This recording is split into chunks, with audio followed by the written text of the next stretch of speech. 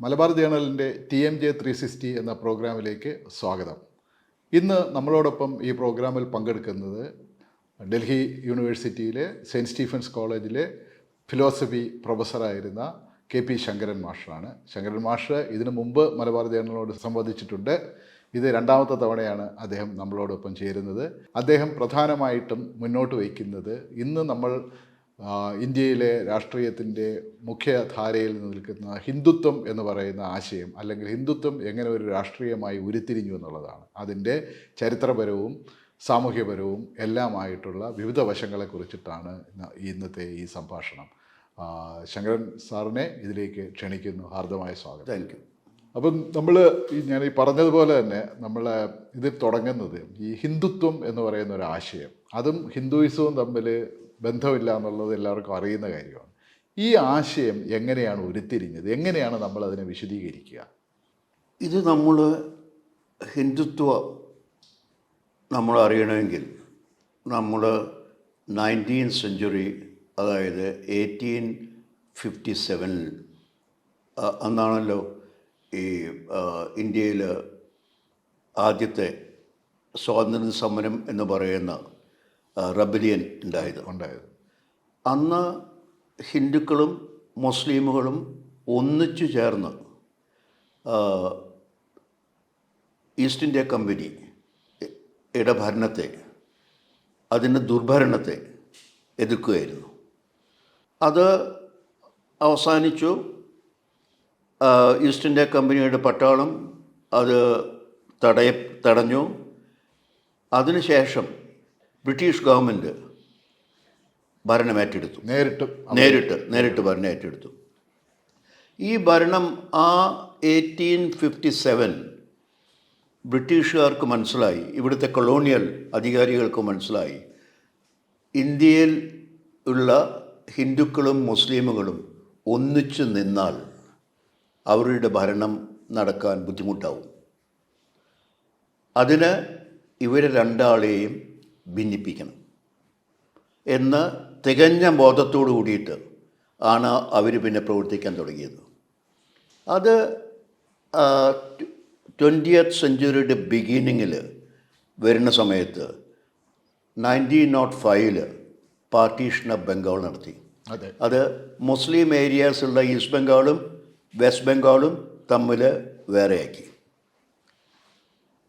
പിന്നെ ഉള്ളത് ആ കഴിഞ്ഞ ഉടനെ തന്നെ, അതായത് 1906 മുസ്ലിം ലീഗ് ഫോം ചെയ്തു. അത് മുസ്ലിം ലീഗ് ഫോം ചെയ്യണത് ബ്രിട്ടീഷുകാർക്ക് അനുകൂലമായിട്ടുള്ള ഒരു പൊസിഷനിലാണ്.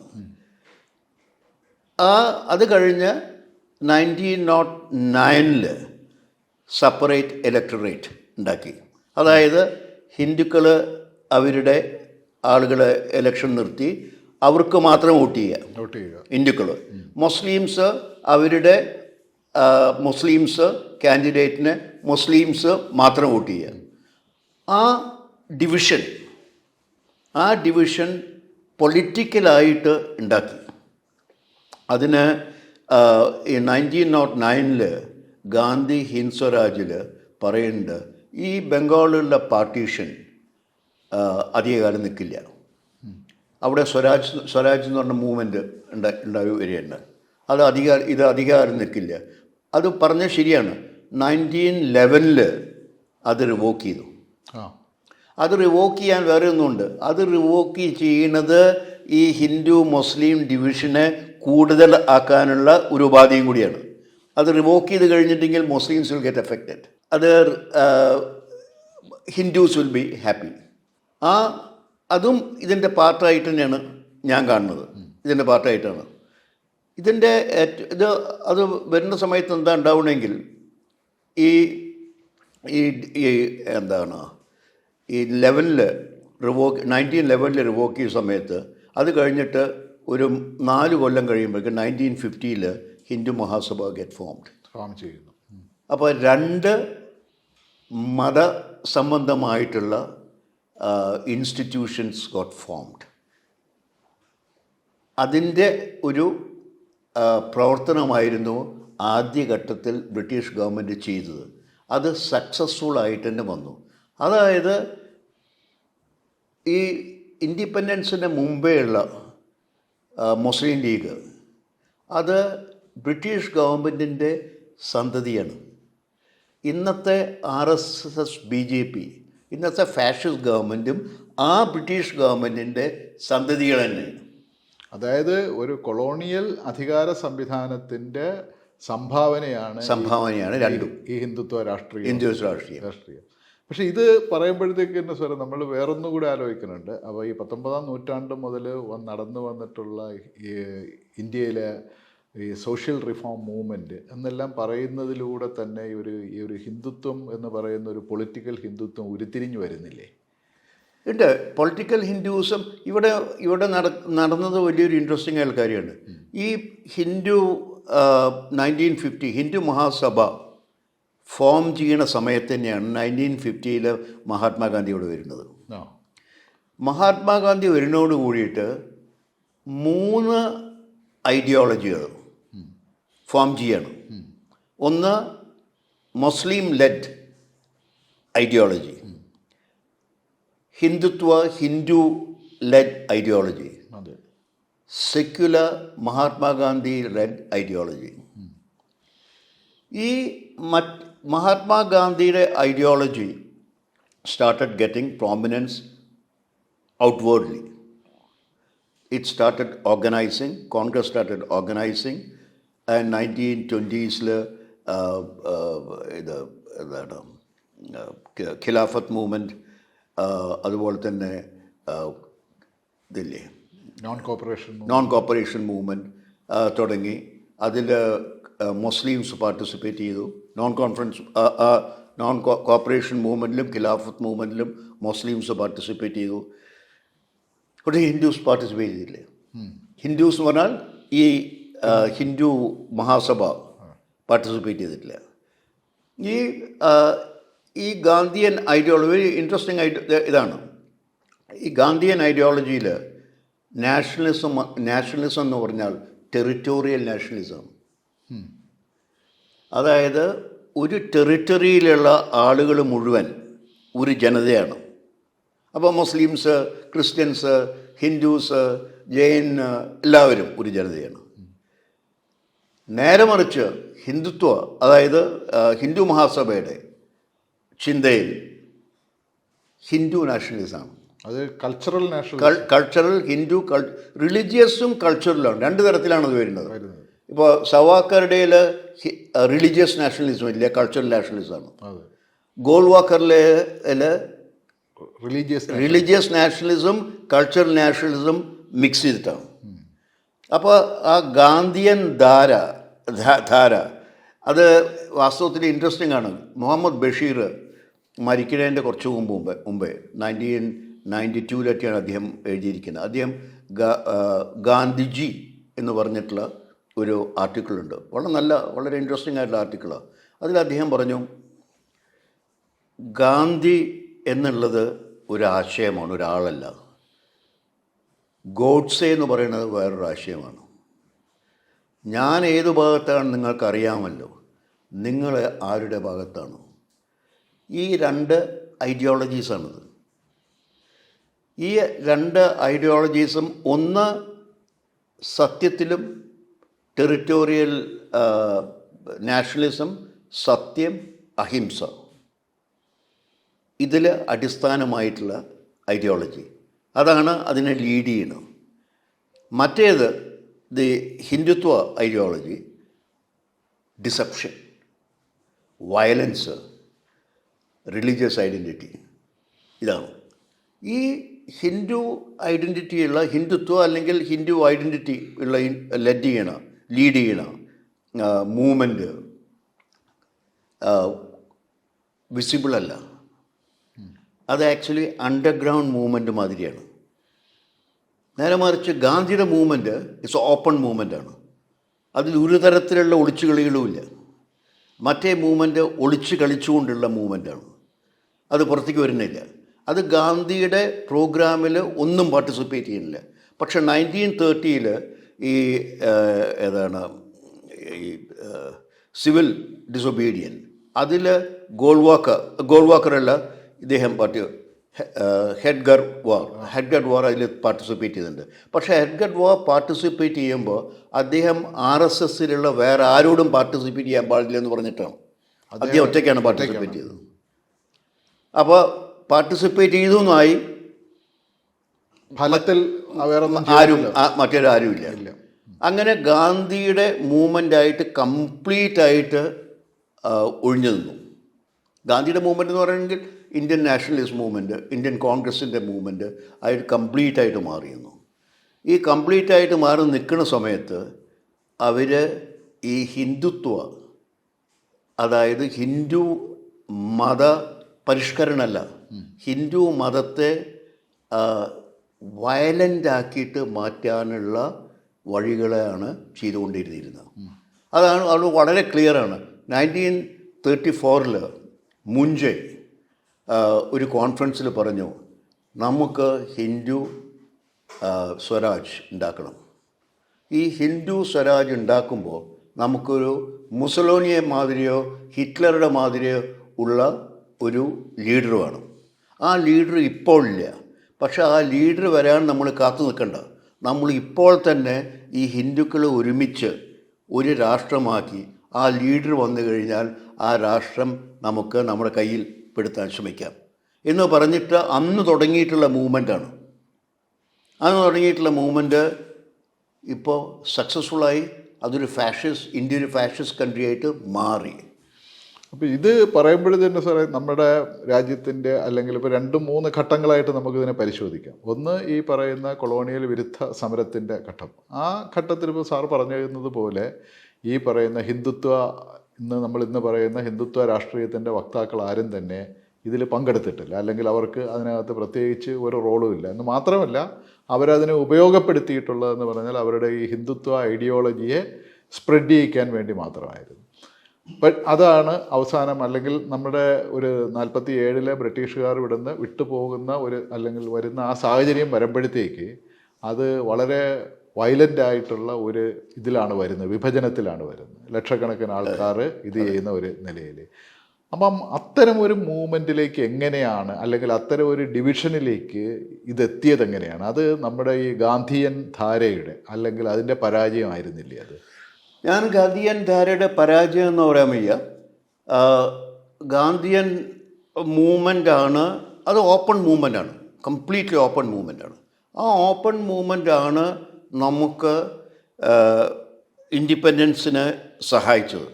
അത് ഇൻഡിപെൻഡൻസ് അതാണ് ഇൻഡിപെൻഡൻസിന് മുഴുവൻ കാരണം എന്ന് പറയാൻ വയ്യ. ഇൻഡിപെൻഡൻസ് കിട്ടാൻ വളരെ സഹായിച്ചിട്ടുള്ള ഒരു മൂവ്മെൻ്റാണ്.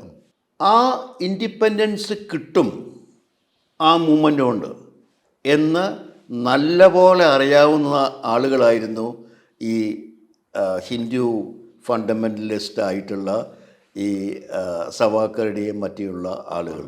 ഇത് കിട്ടുന്നുള്ളത്, അത് കിട്ടിക്കഴിഞ്ഞാൽ എന്ത് ചെയ്യണം എന്നുള്ളതിൻ്റെ ഒരു പ്രോഗ്രാമാണ് അവർ വർക്കൗട്ട് ചെയ്തത്. അത് ഇപ്പോൾ ഞാൻ ഒരു ചെറിയ ഉദാഹരണം പറയാം. ആദ്യത്തെ ഈ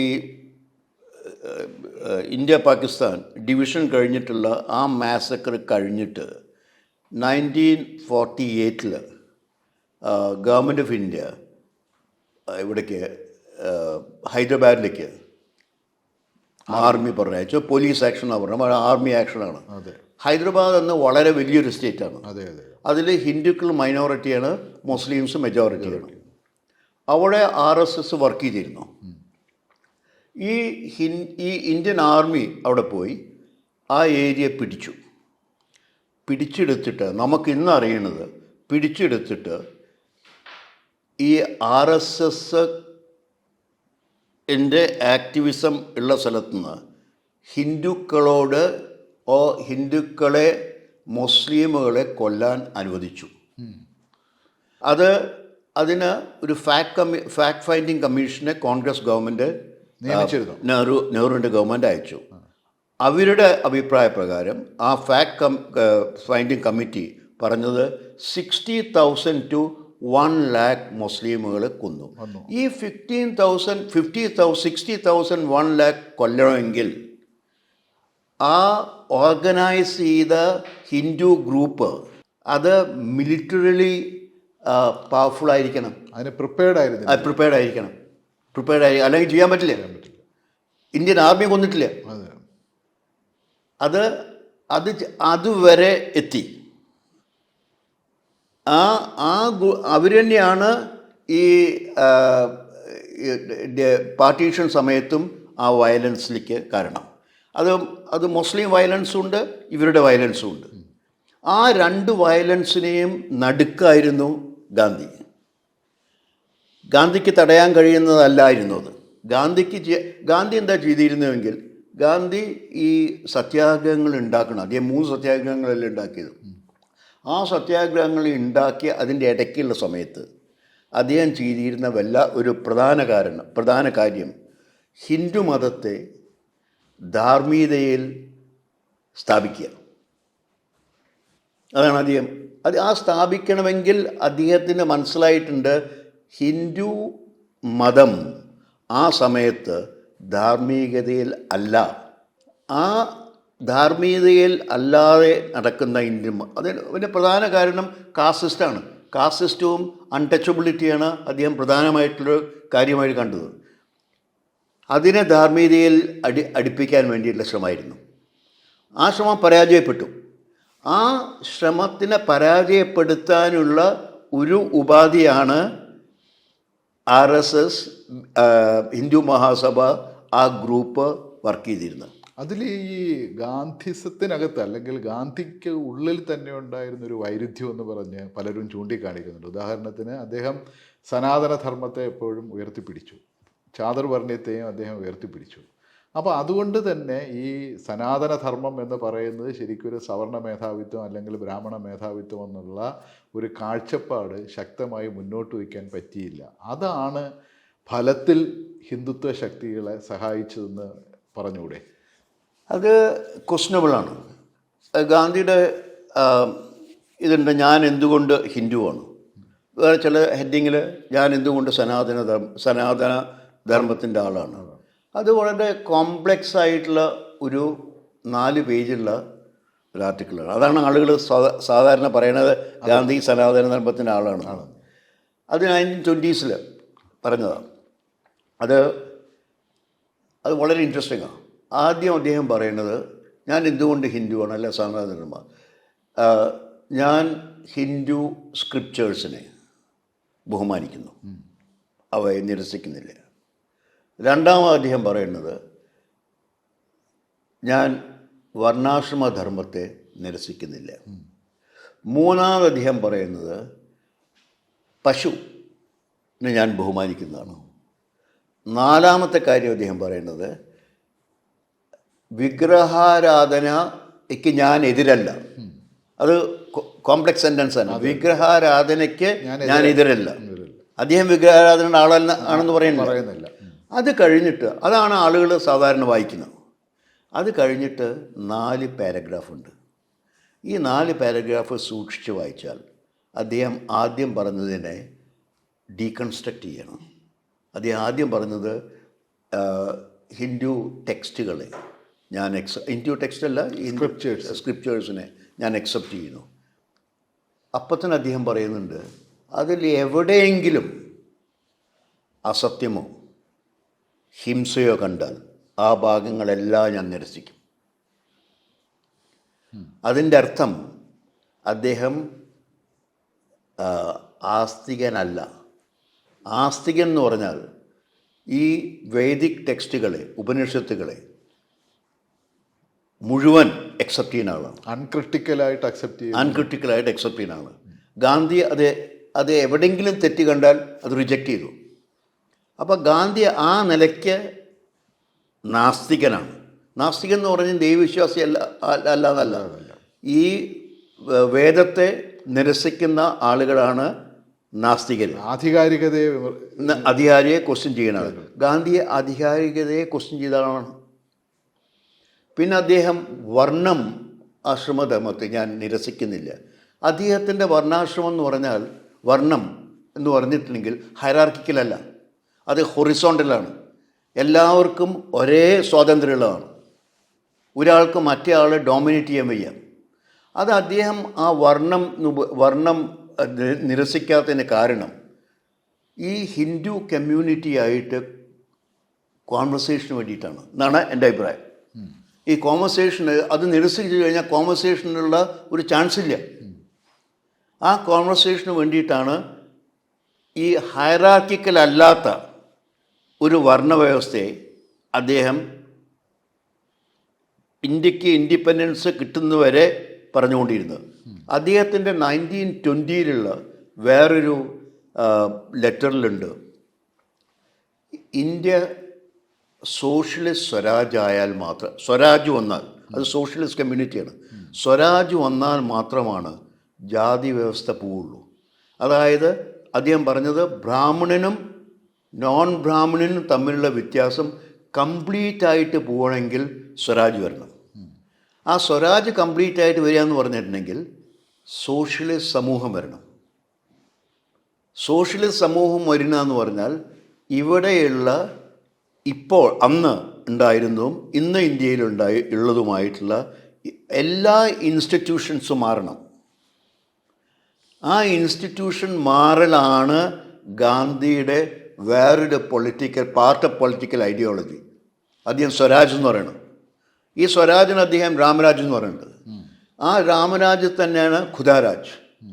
ആ ഖുദാരാജൻ തന്നെയാണ് ഭൂമിയിൽ ദേവരാജ്യം.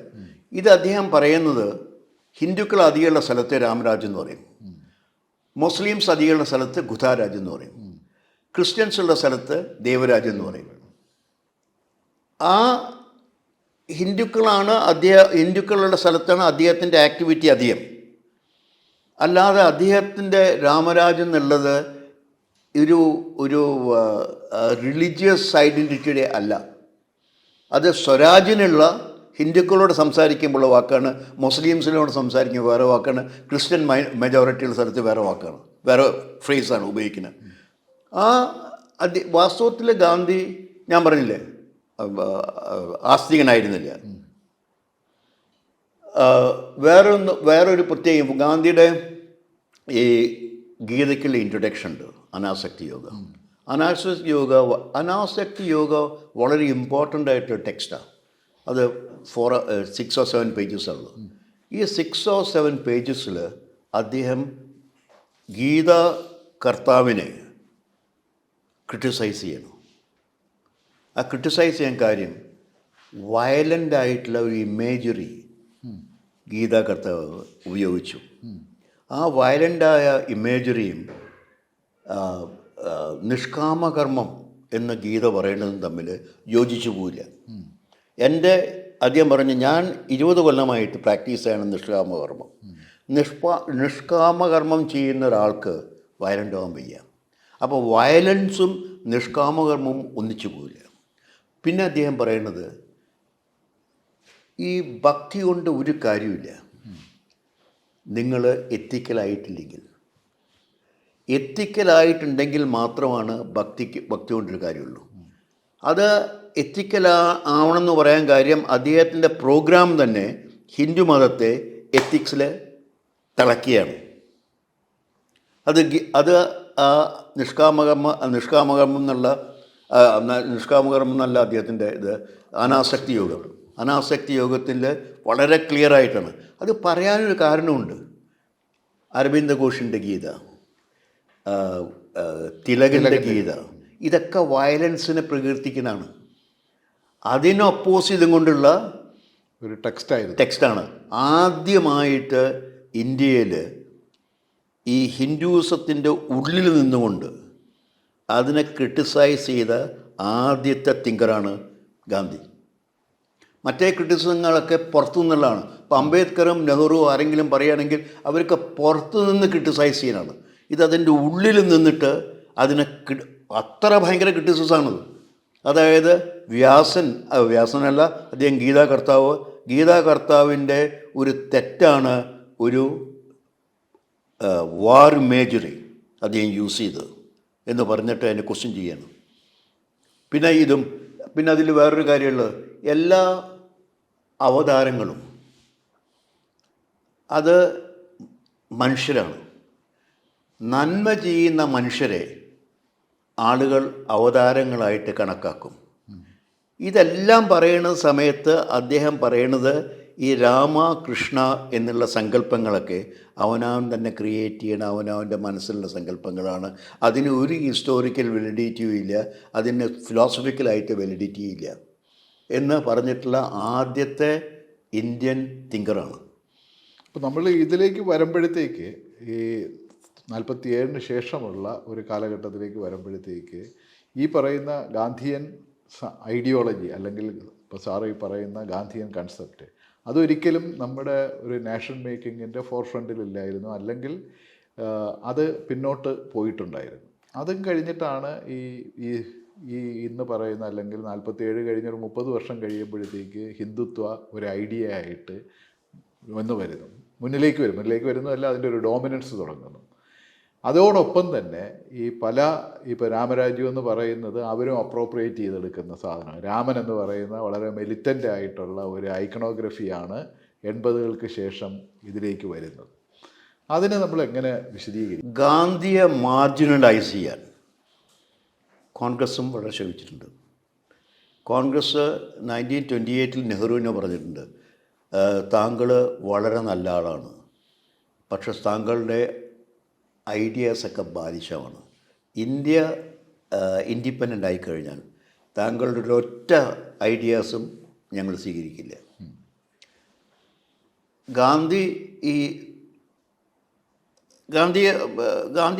ഗാന്ധിയുടെ അവസാനം 1940 കഴിഞ്ഞിട്ട് ക്വിറ്റ് ഇന്ത്യ മൂവ്മെൻറ്റ് കഴിഞ്ഞിട്ട് അവസാനിക്കുന്നതോട് കൂടിയിട്ട് അദ്ദേഹത്തിൻ്റെ സിഗ്നിഫിക്കൻസ് ഒക്കെ വളരെ ചുരുങ്ങി, വളരെ ചുരുങ്ങി. അദ്ദേഹം പറഞ്ഞ ആളുകൾ കേൾക്കാതെയായി. അതായത് കോൺഗ്രസ് ലീഡർഷിപ്പ് ശരിക്കും പറയുകയാണെങ്കിൽ ഒരു കൊളോണിയൽ ഭരണകൂടത്തിനെ അങ്ങ് ഏറ്റെടുക്കുന്നതിൻ്റെ ഭരണ പാർട്ടി ആവുന്നതിൻ്റെ തിരക്കിലായിരുന്നു. അത് ഈ കൊളോണിയൽ ഭരണകൂടത്തെ ഇന്ത്യക്കാർ ഭരിക്കുന്ന ഒരു ഭരണകൂടമായിട്ട് മാറ്റുകയാണ്. അത് പാടില്ലെന്ന് ഗാന്ധി പറഞ്ഞതാണ്. അതിനെ തിരസ്കരിച്ചിട്ട് അതാക്കി മാറ്റി. ഈ ആക്കി മാറ്റുന്നതിൽ വളരെ സിഗ്നിഫിക്കൻ്റായ കാര്യം കൂടിയുണ്ട്. അതായത് കോൺസ്റ്റിറ്റ്യൂവൻ്റ് അസംബ്ലി തുടങ്ങുന്നതിൻ്റെ ഒരു 4-5 മാസം മുമ്പേ ഗാന്ധിയുടെ സമ്മതത്തോട് കൂടിയിട്ട് അതിൽ ഗാന്ധിയുടെ ഫോർവേഡ് എഴുതിയിട്ടുണ്ട്, സൈൻ ചെയ്തിട്ടുണ്ട്. സമ്മതത്തോട് കൂടിയിട്ട് new constitution for new India എന്ന് പറഞ്ഞിട്ട് ശ്രീമാൻ നാരായൺ ഗാന്ധിയുടെ അനുയായിയാണ്. അദ്ദേഹവും അദ്ദേഹത്തിൻ്റെ ഗ്രൂപ്പ് ആളുകളും ഒരു പാംഫ്ലെറ്റ് ഇറക്കി. ആ പാംഫ്ലെറ്റിൽ വേറെ എല്ലാ കാര്യങ്ങളും വിട്ടുകളയും. അതിൽ 2 കാര്യങ്ങൾ. ഒന്നുള്ളത് എഡ്യൂക്കേഷൻ ഫണ്ടമെൻ്റൽ റൈറ്റ് ആക്കണം, ഫുഡ് സെക്യൂരിറ്റി ഫണ്ടമെൻ്റൽ റൈറ്റ് ആക്കണം. ഈ എഡ്യൂക്കേഷൻ ഫണ്ടമെൻ്റൽ റൈറ്റ് ആക്കണമെന്നുള്ളത് കോൺഗ്രസിൻ്റെ 20th സെഞ്ച്വറിയുടെ ബിഗിനിങ്ങിലുള്ള ഒരു ഡിമാൻഡായിരുന്നു. ഗോഖലെ പോയിട്ട് പ്രിവി കൗൺസിലിൽ പോയിട്ട് ആർഗ്യൂ ചെയ്തിട്ട് അവരുടെ അടുത്ത് കാശില്ല എന്ന് പറഞ്ഞിട്ട് അത് റിജക്റ്റ് ചെയ്തു. പിന്നെ കറാച്ചി കോൺഗ്രസ് 1930s നടന്നപ്പോൾ അതിൽ ഫണ്ടമെൻ്റൽ റൈറ്റിന് ഒരു ക്ലോസ് ഉണ്ട്. ആ ക്ലോസിൽ ഉള്ളതാണ് പ്രൈമറി എഡ്യൂക്കേഷൻ ഫണ്ടമെൻ്റൽ റൈറ്റ് ആക്കാന്നുള്ളത്. 1930s സൈമൺ കമ്മീഷൻ വന്ന സമയത്ത് അംബേദ്കർ സൈമൺ കമ്മീഷനെ മീറ്റ് ചെയ്തിട്ട് പ്രൈമറി എഡ്യൂക്കേഷൻ കമ്പൾസറി ആക്കണമെന്നുള്ള ഡിമാൻഡ് വെച്ചു. അപ്പോൾ സൈമൺ കമ്മീഷൻ പറഞ്ഞു ഞങ്ങളുടെ കയ്യിൽ കാശില്ല. ആ പറഞ്ഞതുകൊണ്ടാണ് ഗാന്ധി നയി താലീം തുടങ്ങിയത്. നയി താലീം തുടങ്ങി സാക്കിർ ഹുസൈൻ കമ്മിറ്റി ഉണ്ടാക്കി. ബേസിക് എഡ്യൂക്കേഷൻ എന്ന് പറഞ്ഞിട്ടുള്ള അതിൽ കുട്ടികൾ വർക്ക് ചെയ്തിട്ട് ടീച്ചർമാർക്ക് കാശ് കൊടുക്കുക, പഠിക്കുകയും ചെയ്യുക. ആ ഒരു സിസ്റ്റം ഉണ്ടാക്കി ഗാന്ധി. ഈ ഗാന്ധിയുടെ ഡിമാൻഡ് അത് ഗാന്ധിയുടെ തന്നെ ഡിമാൻഡാണ്. ഈ ഫണ്ടമെൻ്റൽ ഈ എഡ്യൂക്കേഷൻ വേണമെന്ന് കോൺഗ്രസിൻ്റെയും അംബേദ്കറുടെയൊക്കെ ഉള്ളത്. അത് അവർ ഡിനൈ ചെയ്തു. കോൺസ്റ്റിറ്റ്യൂഷൻ അസംബ്ലി അത് ഡിനൈ ചെയ്തു. അതിൽ ഇൻട്രസ്റ്റിംഗ് ആയിട്ടുള്ള ഭാഗം നെഹ്റുവോ അംബേദ്കറോ അതിനുവേണ്ടി ആർഗ്യൂ ചെയ്തില്ല. എന്താ ചെയ്തതെങ്കിൽ ഐറിഷ് കോൺസ്റ്റിറ്റ്യൂഷന് ഡയറക്റ്റീവ് പ്രിൻസിപ്പിൾ കൊണ്ടുവന്ന് ഐറിഷ് കോൺസ്റ്റിറ്റ്യൂഷൻ എടുത്തതാണ്. അതെ. ആ ഡയറക്റ്റ് പ്രിൻസിപ്പിൾ കൊണ്ടുവന്നിട്ട് ഇതെല്ലാതും ഗാന്ധി പറയുന്നത് എല്ലാതും അതിലിട്ടു. ഡയറക്റ്റീവ് പ്രിൻസിപ്പിൾസ് ആക്കി. എല്ലാത്തിലും ഡയറക്റ്റീവ് പ്രിൻസിപ്പിൾ ഇട്ടു. അങ്ങനെ ഗാന്ധിയുടെ എല്ലാ ഐഡിയാസും മാർജിനലൈസ് ചെയ്തു. അതിൻ്റെ ഒരു തിക്ത അനുഭവമാണ് ഇപ്പോൾ നമ്മൾ അനുഭവിക്കുന്നത്. അതായത് ഇവിടെ ഇപ്പോൾ ഒരു കംപ്ലയിൻ്റ് എന്താണെങ്കിൽ, ഫോറിൻ ക്യാപിറ്റൽ വരുമ്പോൾ ഒരു കംപ്ലയിൻ്റ് ആണ് എന്താണെങ്കിൽ, ഇവിടെയുള്ള വർക്ക് ഫോഴ്സിന് ക്വാളിറ്റി ഇല്ലാത്ത വർക്ക് ഫോഴ്സാണ്. നേരെ മറിച്ച് സൗത്ത് കൊറിയയിലും വിയറ്റ്നാമിലും ചൈനയിലുള്ള വർക്ക് ഫോഴ്സ് ക്വാളിറ്റിയുള്ള വർക്ക് ഫോഴ്സാണ്. നമ്മളുടെ വർക്ക് ഫോഴ്സ് ക്വാളിറ്റി ഇല്ലാതെ ആവാൻ കാര്യം അവർക്ക് എഡ്യൂക്കേഷൻ ഡിനൈ ചെയ്താണ്, പ്രൈമറി എഡ്യൂക്കേഷൻ ഇല്ല. അന്ന് ഫുഡ് സെക്യൂരിറ്റി ഫണ്ടമെൻ്റൽ റൈറ്റ് ആക്കിയിരുന്നെങ്കിൽ ഇവിടെ ഓൾ ഇന്ത്യ ലെവലിൽ ലാൻഡ് റിഫോം നടത്തേണ്ടി വരുമായിരുന്നു ആളുകൾക്ക് ഫുഡ് കൊടുക്കാനായിട്ട്. അങ്ങനെ ഒരു ചാൻസ് ഉണ്ടായിരുന്നു ഓൾ ഇന്ത്യ ലെവലിൽ ഒരു എന്താ പറയുക, ഈ land reform redistribution of the land നടത്താനുള്ള ഒരു സാധ്യത ഉണ്ടായിരുന്നു. അതും തള്ളപ്പെട്ടു. അപ്പോൾ ഇതിൽ അന്നത്തെ കോൺഗ്രസ് നേതൃത്വം എന്ന് പറയുന്നത് ഒരു നമ്മൾ ഇന്നത്തെ ഭാഷയെ പറയുകയാണെങ്കിൽ acts of omission and commission എന്ന് പറയുന്ന ചില പ്രവൃത്തികളിൽ ഏർപ്പെട്ടിട്ടുണ്ട്. എന്ന് മാത്രമല്ല, ചില സന്ദർഭങ്ങളിൽ ഇന്ന് നമ്മൾ തിരിച്ചറിയുന്ന ഹിന്ദുത്വ എലിമെൻസുകളുമായിട്ട് ചില കോംപ്രമൈസുകൾ നടത്തിയിട്ടുണ്ട്. പ്രത്യേകിച്ച് ഇപ്പോൾ രാജേന്ദ്ര പ്രസാദ്, അങ്ങനെയുള്ള പല നേതാക്കൾ, കോൺഗ്രസിനകത്ത് തന്നെയുള്ള ഉത്തർപ്രദേശിലുണ്ടായിരുന്ന GB പാന്ത്, ഇവരൊക്കെ തന്നെ ഒരു കോൺഗ്രസിൻ്റെ കൺസർവേറ്റീവ് വിഭാഗം എന്ന് പറഞ്ഞിരുന്ന ഒരു ഇതായിരുന്നു. അവർ ഹിന്ദുത്വ എലിമെൻറ്റുകളുമായിട്ട് കോംപ്രമൈസ് ചെയ്തിരുന്നതിന് ഒരുപാട് ഇതുണ്ട്. ഈ സംഭവങ്ങൾ എല്ലാം വെച്ച് നോക്കുമ്പോഴത്തേക്ക് ഹിന്ദുത്വ രാഷ്ട്രീയം എന്ന് പറയണത് ഈ ഹിന്ദുത്വവാദികളുടെ കയ്യിൽ മാത്രമായിട്ട് നിൽക്കുന്നതല്ല, അല്ലാതെ തന്നെയുള്ള നമ്മുടെ മറ്റ് ധാരകളും അതിന് റെസ്പോൺസിബിൾ അല്ലേ? അത് ശരിയാണ്. ഇപ്പോൾ സർദാർ പട്ടേലായിരുന്നു ഹോം മിനിസ്റ്റർ. ഹൈദരാബാദിൽ 60,000 100,000 ആളുകൾ മരിക്കുമ്പോൾ അതിൻ്റെ റിപ്പോർട്ട് അവർ കുറച്ച് കാലം ഒളിപ്പിച്ചു വെച്ചു. ഇപ്പോഴാണ് അത് പുറത്ത് വന്നത്. അത് റിപ്പോർട്ട് ഒളിപ്പിച്ചു വെച്ചു. സർദാർ പട്ടേൽ എന്നോട് ഗാന്ധി വിഷമത്തിൽ പറഞ്ഞിട്ടുണ്ട്, ഹിന്ദു മുസ്ലിം റൈറ്റ് നടക്കുന്ന സമയത്ത് നിങ്ങൾ ആരെയും സപ്പോർട്ട് ചെയ്യരുത് എന്ന് പറഞ്ഞിട്ടുണ്ട്. അതുപോലെ തന്നെ വെരി ഇൻട്രസ്റ്റിംഗ് ആയിട്ടുള്ള കാരശ്ശേരി എഡിറ്റ് ചെയ്തിട്ടുള്ള, കാരശ്ശേരിയും ഒരു മദ്രാസിൽ ഗാന്ധിയുടെ ഇതായിരുന്നു, ക്ലാർക്കായിരുന്നു അവിടെ, വെങ്കട്രാമൻ. അദ്ദേഹം ഗാന്ധിയുടെ ക്ലാർക്കായിരുന്നു. ഈ ഗാന്ധിയുടെ അടുത്ത് പട്ടേൽ ലാസ്റ്റ് ഡേ പട്ടേൽ സംസാരിച്ചിട്ട് അദ്ദേഹം തിരിച്ച് അദ്ദേഹത്തിൻ്റെ കാറിലേക്ക് പോകുമ്പോൾ അദ്ദേഹത്തിൻ്റെ കൂടെ പിന്നിൽ പോയിരുന്നത് വെങ്കട്രാമനാണ്. അപ്പോൾ അദ്ദേഹം പട്ടേൽ പറയുന്നത് കേട്ടു ഹിന്ദിയിൽ, ഈ കിഴവന് എന്തു പറ്റിയെന്ന്. ഗാന്ധിനെ പറ്റി പറയാണ്. അതായത് ഈ ഇതിനാണ് പാകിസ്ഥാന് കൊടുക്കാനുള്ള കാശ് കൊടുക്കണം എന്ന് ഗാന്ധി പറയുമ്പോൾ അത് വേണ്ടെന്ന് പറയാൻ വേണ്ടിയിട്ടാണ് പട്ടേൽ പോയത്. പക്ഷെ ഗാന്ധി സമ്മതിക്കില്ല.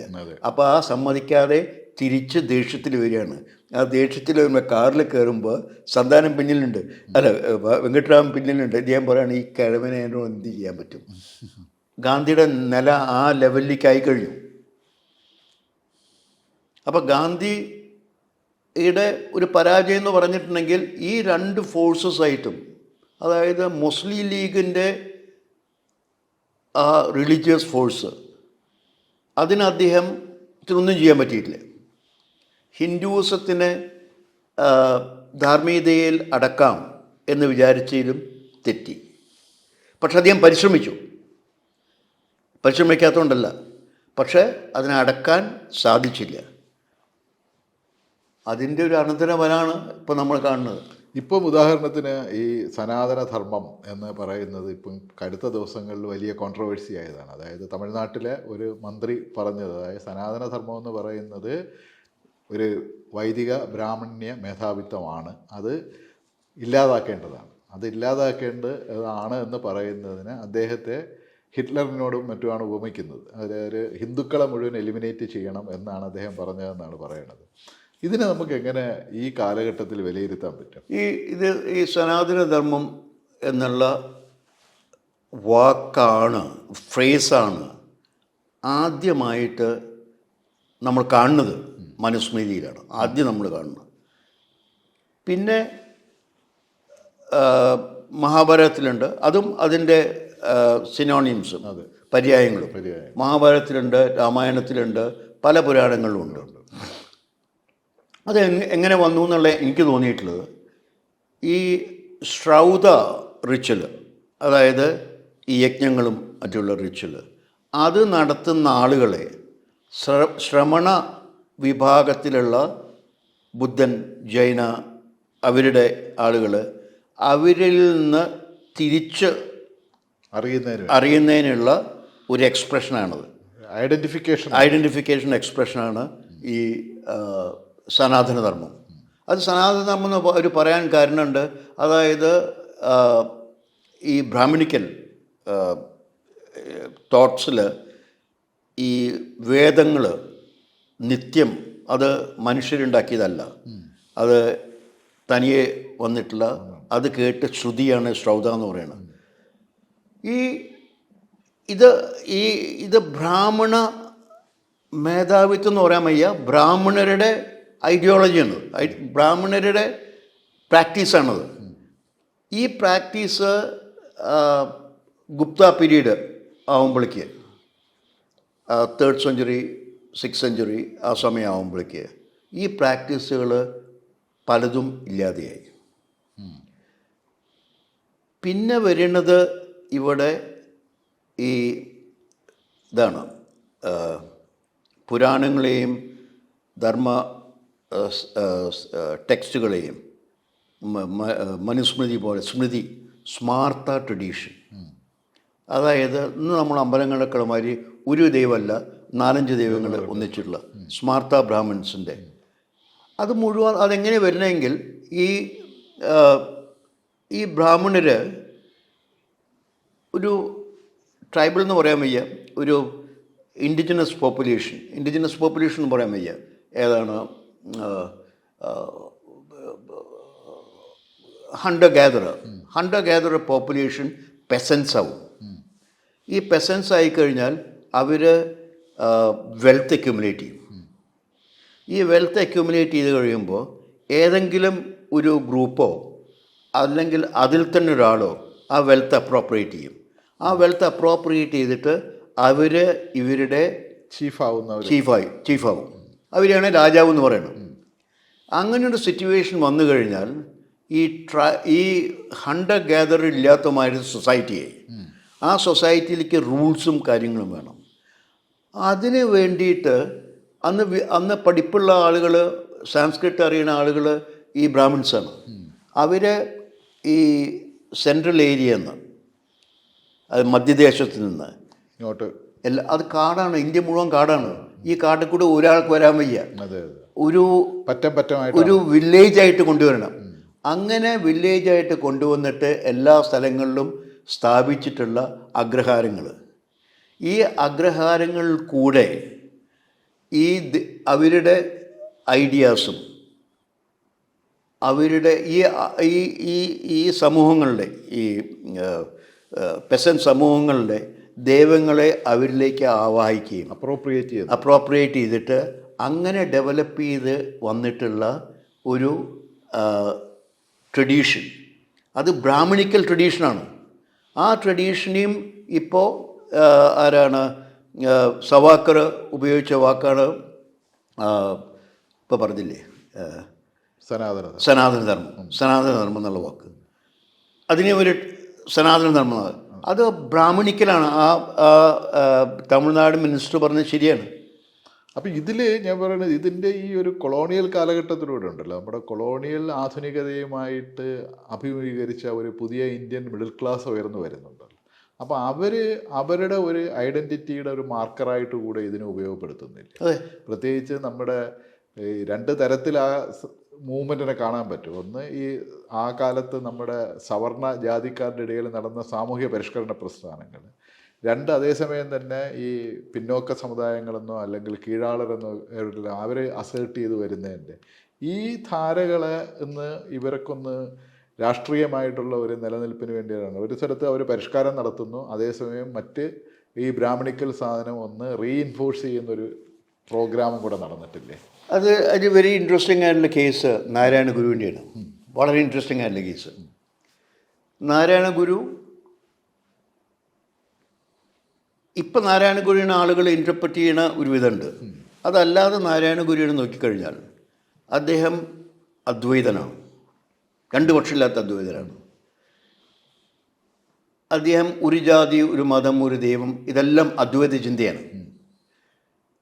എന്താണ് അദ്ദേഹം ചെയ്തതെങ്കിൽ അത് വാസ്തവത്തിൽ അത്ഭുതകരമായിട്ടുള്ള കാര്യമാണ്. അത് പൊളിറ്റിക്കൽ ജീനിയസിന് സാധിക്കുന്ന കാര്യമാണ്. അദ്ദേഹം എന്താ ചെയ്തതെങ്കിൽ എൻ്റെ അഭിപ്രായത്തിൽ അദ്ദേഹം എബ്സ്ട്രാക്റ്റ് ആയിട്ടുള്ള അദ്വൈത കോൺസെപ്റ്റിനെ സോഷ്യൽ റിഫോമിൻ്റെ ടൂളാക്കി മാറ്റി.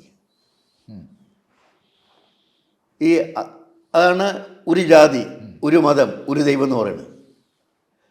ആ ട്രാൻസ്ഫോർമേഷൻ അത് അദ്ദേഹം ചെയ്തു. ആ ട്രാൻസ്ഫോർമേഷൻ ആ ഒരു സമൂഹത്തെ സംബന്ധിച്ചിടത്തോളം വലിയ മാറ്റങ്ങളാണ് ഉണ്ടാക്കിയത്. ആ സമൂഹം ഇപ്പോൾ ഈ ആളുകൾ പറയുന്നുണ്ട് ശങ്കരാചാര്യരുടെയും ആരുടെയാണ് നാരായണ ഗുരുവിൻ്റെയും ആശയങ്ങൾ വ്യത്യാസം. ശങ്കരാചാര്യ എന്ന് പറഞ്ഞ ആളുണ്ടായിട്ടില്ല. നമുക്ക് ഒരു എവിഡൻസും ഇല്ല ശങ്കരാചാര്യ ഉണ്ടായതുള്ള. കഥകളുണ്ട്, ബുക്കിൻ്റെ അവസാനം ശങ്കരൻ എന്ന് എഴുതിയിട്ടുണ്ട്. എന്നല്ലാതെ ആർക്കിയോളജിക്കലായിട്ടോ ഇൻസ്ക്രിപ്ഷനിലായിട്ടോ ഒരു എവിഡൻസും ഇല്ല. അപ്പോൾ ശങ്കരാചാര്യനും ഇദ്ദേഹം തമ്മിൽ കമ്പയർ ചെയ്യേണ്ട ആവശ്യമില്ല. ഒരു അദ്വൈത വേദാന്തം എന്ന് പറഞ്ഞിട്ടുള്ളൊരു ഫിലോസഫിക്കൽ സിസ്റ്റം ഉണ്ട്. ആ സിസ്റ്റത്തിനെ ഒരു സോഷ്യൽ ട്രാൻസ്ഫോർമേഷൻ്റെ ടൂളാക്കി മാറ്റുക എന്നുള്ളത് സാധാരണത്തെ ജോബല്ല. അത് അദ്ദേഹം ചെയ്തു. അതിന്ന് വന്നിട്ടുള്ള ആളുകളാണ് കുമാരനാശാൻ. എൻ്റെ അതുവരെ ഈഴവ പോയിട്ടുണ്ടോ? അത് ആവുന്നതും you have somebody like Kumaranasan, Palpu, Nataraj Guru. Nataraj Guru is a very interesting person. അതെ അതെ, നടരാജ് ഗുരു, സഹോദരൻ അയ്യപ്പൻ, ഇത്രയെങ്കിലും ആളുകൾ. മാധവൻ, അതെ, മാധവനാണ് ഗാന്ധിയെ പോയി കണ്ട് ഈ വൈക്കം സത്യാഗ്രഹം തുടങ്ങുന്നത്. അത് മുഴുവൻ തന്നെ ഈ നാരായണ ഗുരുവിൻ്റെ അദ്വൈതത്തിൻ്റെ ട്രാൻസ്ഫോർമേഷൻ ടൂളാക്കാണ് സോഷ്യൽ റിഫോമിൻ്റെ. അത് നടന്നിട്ടുണ്ട്. പക്ഷെ എന്താണ് വന്നതെങ്കിൽ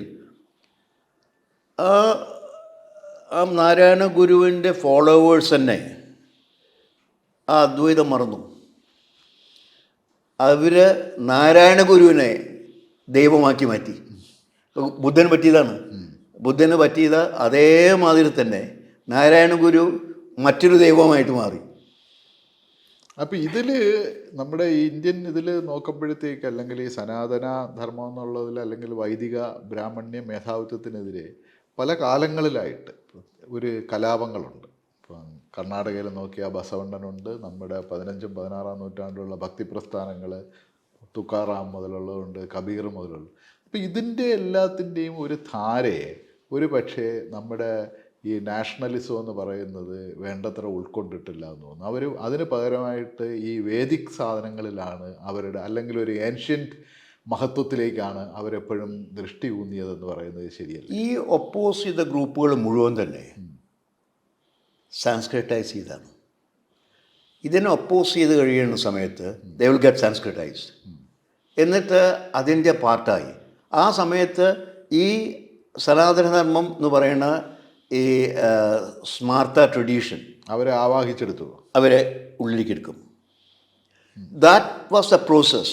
സോ സനാതനധർമ്മം അന്നുള്ളതല്ല, അത് കോൺസ്റ്റൻ്റ്ലി ചേഞ്ചിങ്, ഇവോൾവ് ചെയ്ത്.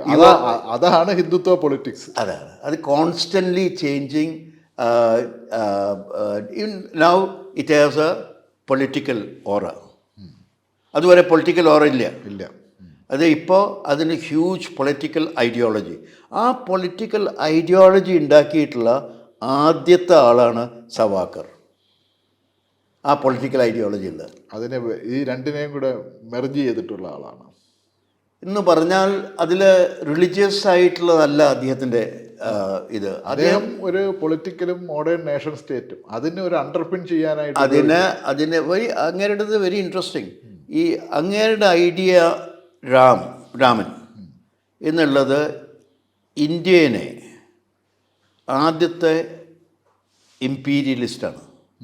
അതായത് ഹിമാലയൻ തൊട്ടിട്ട് ശ്രീലങ്ക വരെ പോയി ഇന്ത്യയെ ഒന്നിച്ച് കൊണ്ടുവന്ന ഒരു രാജാവാണ് രാമൻ. അതാണ് രാമൻ്റെ പ്രസക്തി. വേറെ ഒന്നുമില്ല, ദൈവികമായിട്ടുള്ള പ്രസക്തിയില്ല. ഈ ഹിമാലയൻ തുടങ്ങിയിട്ട് ശ്രീലങ്ക വരെയുള്ള ഭൂമി മുഴുവൻ തന്നെ ഒരു സിംഗിൾ എൻറ്റിറ്റി ആക്കി മാറ്റി. പിന്നെയുള്ള അദ്ദേഹത്തിൻ്റെ ഇതുള്ളത് ഈ കോൺസെപ്റ്റ്, അത് വെരി ഇൻട്രസ്റ്റിംഗ് ഐഡിയയാണ്. അത് ബോറോ ചെയ്തതാണ്. അത് ഈ എബ്രഹാമിക് റിലിജിയന് ബോറോ ചെയ്ത ഐഡിയയാണ് പുണ്യഭൂമി, ഹോളി ലാൻഡ്. എന്ന് പറയുന്നത് ഈ ഇവിടെയുള്ള എല്ലാവരും അദ്ദേഹത്തിൻ്റെ പ്രകാരം ബുക്കിലുള്ളത് ഇവിടെ ഇന്ത്യയിൽ ജീവിക്കുന്ന എല്ലാവരും തന്നെ ആര്യ രക്തം ഉള്ളവരാണ്. മുസ്ലിംസും ക്രിസ്ത്യൻസും എല്ലാവരും. പിന്നെ അവർക്കെല്ലാം തന്നെ ഇന്ത്യ പിതൃഭൂമിയാണ്. പക്ഷേ ഇന്ത്യ അവർക്ക് പുണ്യഭൂമിയല്ല. പുണ്യഭൂമിയായിട്ടുള്ളവർക്കാണ് ഇന്ത്യ അവരുടേതായിട്ട് അവരുടേതാണ്. മറ്റുള്ളവർ പോണമെന്ന് പറഞ്ഞിട്ടില്ല, പക്ഷേ ഇത് അവരുടെയാണ്. ഇതിൻ്റെ ഫൗണ്ടേഷൻ അവരാണ്, നിങ്ങളല്ല. അപ്പോൾ പുണ്യഭൂമി എന്നുള്ള കോൺസെപ്റ്റ് വാസ്തവത്തിൽ ഇല്ല. ഈ സ്മാർത്ത ഇതിൽ പ്രത്യേകിച്ചും ഇല്ല. ഇവിടെ തീർത്ഥങ്ങളാണ്, തീർത്ഥസ്ഥാനങ്ങൾ. തീർത്ഥസ്ഥാനങ്ങൾ പുണ്യഭൂമിയല്ല. ആ പുണ്യഭൂമി എന്നുള്ള നോഷൻ എൻ്റെ അഭിപ്രായ പ്രകാരം അത് എബ്രഹാമിക് റിലിജിയന്ന് കോപ്പി ചെയ്താണ് പുണ്യഭൂമി എന്നുള്ളത്. അപ്പോൾ അവരെല്ലാവരും തന്നെ, ഞാൻ എന്താ പറയണമെങ്കിൽ അവരെല്ലാവരും തന്നെ യൂറോസെൻട്രിക് ആയിട്ടുള്ളതും ഈ British attempt to divide people അതിൽ നിന്ന് ജനിച്ചിട്ടുള്ള അബദ്ധ സന്തതികളാണ്. നമ്മളിപ്പോഴും ഇത് പറയുമ്പോഴത്തേക്ക് നമ്മുടെ ഇന്ത്യൻ രാഷ്ട്രീയത്തിൽ ഇന്ന് ഏറ്റവും വലിയ ഒരു സ്വാധീന ശക്തിയായിട്ട് ഈ മതം വന്നു. ഇതിനെ നമ്മൾ ഇന്നത്തെ അവസ്ഥയിൽ ഏത് നിലയിലായിരിക്കും മനസ്സിലാക്കാൻ പറ്റുക? എൻ്റെ അഭിപ്രായ പ്രകാരം ഒരു തവണയും കൂടി മോദി ജയിക്കുകയാണെങ്കിൽ വിൽ ഗെറ്റ് ഇൻ സീറ്റ്.